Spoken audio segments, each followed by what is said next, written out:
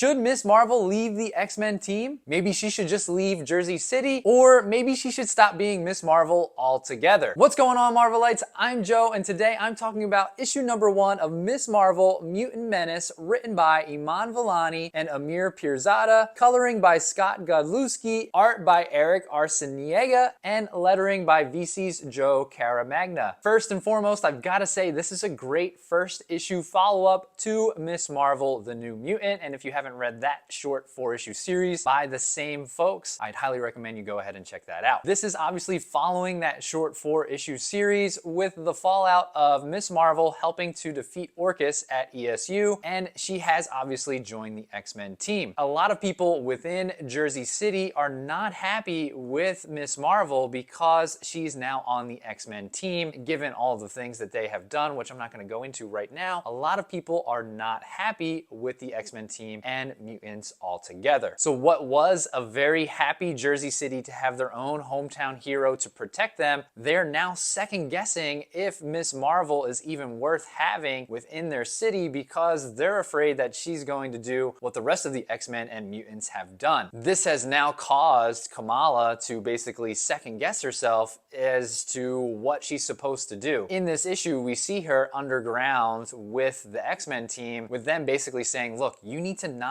do superhero things right now. We need you to stay low and just be okay and be a kid. Like, go to school, join a club, spend time with your friends, don't worry about us. And of course, Kamala can't help herself in this because she always has the urge to help people, especially within her hometown of Jersey City. And we see her fighting another / new mutant later in the issue called the Planter. He really doesn't have a name, but he takes on plant-like properties. And we're also presented with one of my favorite X-Men mutant villains, and that is Horticulture. And they're basically the Golden Girls of plants, if you don't know who they are, and they come on the scene because they want to take this mutant and basically figure out and dissect him, how he's able to take on these properties of plants. But I think the biggest issue we see in this entire first issue is very similar to what a lot of people would say is going on in the world right now, and I'm going to equate it to very similar kind of thought lines of current run of Avengers Twilight, in that the people who are running the government are really invading a lot of people's privacy and putting out a lot of propaganda to sway people's minds towards one way. And of course, in this issue, it's anti-mutant sentiments with basically Orcus running the show, and they now have an app that basically everyone has called Mutant Watch. So this whole thought line has basically caused Kamala to lay low as best as she can. The next biggest and most interesting part of this issue is that we get a couple of pages of Natika, who was a former Orcus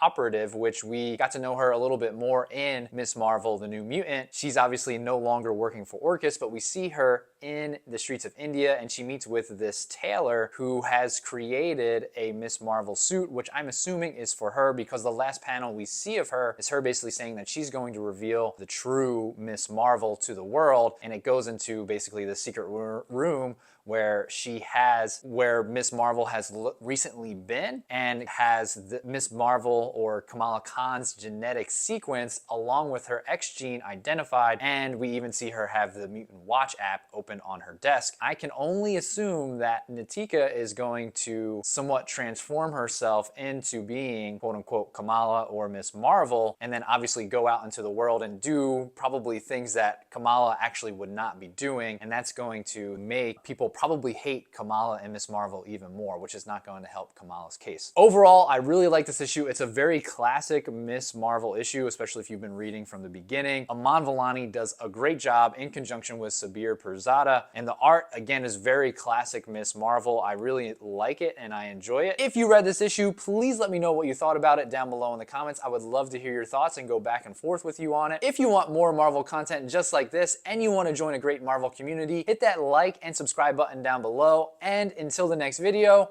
Excelsior. All right, done. Done!